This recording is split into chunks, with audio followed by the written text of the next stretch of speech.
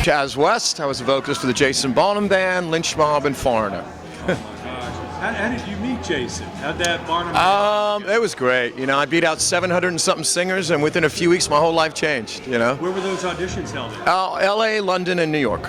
So, and like I said, all of a sudden I lived my dreams, you know? I went from playing in a local band to touring the world and being on Sony Music, and, you know. Where did you grow up? In New Jersey. Yeah, New Jersey. Wow. Yeah. Do you remember the first time you heard Zeppelin? Yeah, I was a little kid, you know. I think my mom played it, you know. Which album? Do you remember? I think the first record I heard all the way through was Zeppelin 4. But then later on, I remember being very young and hearing a whole lot of Love, but I didn't know who it was, you know what I mean?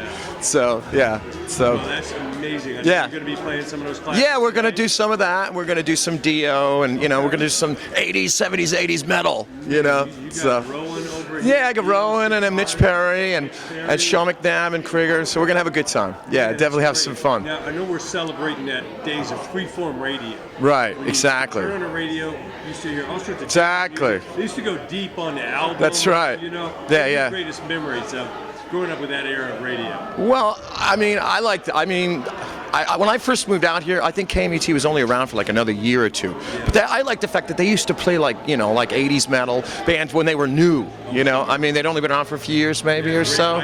Right, exactly, you know, so they were taking chances, exactly. So I always thought that was cool, you know. And it wasn't just the old stuff. They'd play some of the old stuff too.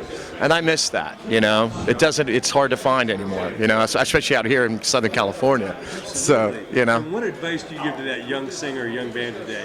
It's such a different business, but you have to be unique. So exactly. What do you do to? Well, the only advice I can say is just you got to want it more than anything else in the whole world. If there's anything else you'd rather do, do it, because there's no guarantees. It's harder now than ever. But if it's in your heart and soul, and you can't imagine going through life without it, so it's like your lifeblood, then go for it and do everything you can possible to but follow your heart, you know, and don't fall into traps, you know. As far as trying to be, that band's a hit of the day, you know, a follower, exactly. Be a leader, not a follower. Very good. It's lonely out there. It is. Trail, but it is. That's where the Zeppelins right, exactly. They just followed their roots, you know. That's what they did, you know. They were like into all the blues guys, Willie Dixon and all those, you know, those old blues guys I'd never even heard of until then, you know. So makes you want to go back and find exactly out who they're. Well, that's exactly right. See, everybody took from somebody, you know. As Jimmy Page said, he goes, you know, amateurs copy, professionals will nick it. So, Well, of course, the mighty Met. What are your greatest memories of growing up with classic FM radio? You know,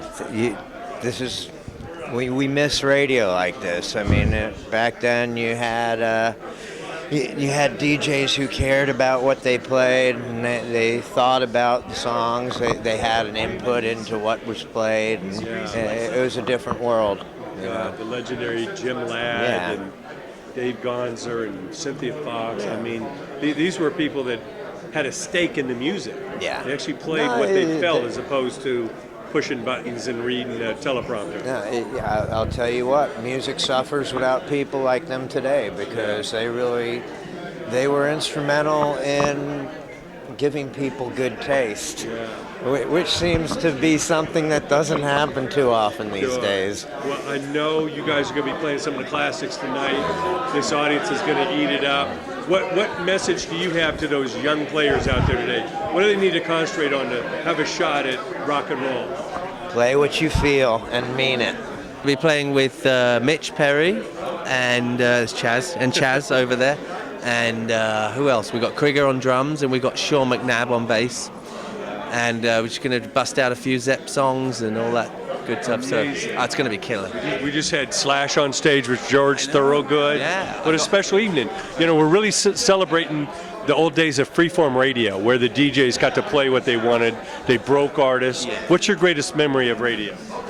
Oh, my greatest memory of radio. Oh, that's a good one. Well, I remember when radio was, like as you say, I remember it, and the music was different, and it was experimental and less corporate. Yeah, less corporate. It was. No. Where did you grow up? Well, I grew up in Cambridge in England. Okay.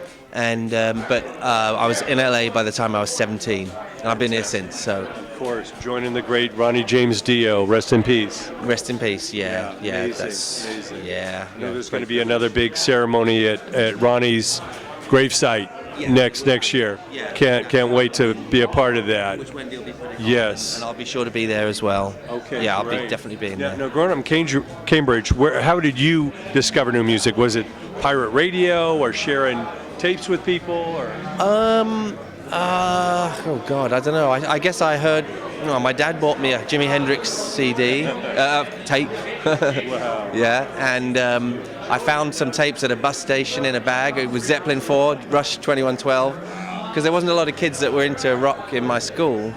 And then there was TV, Clapton on TV, and just meeting people and guitar lessons. I had guitar lessons. Sure. Yeah. Well, you're obviously a young learner and a prodigy. What advice do you give to that young player, that young band today?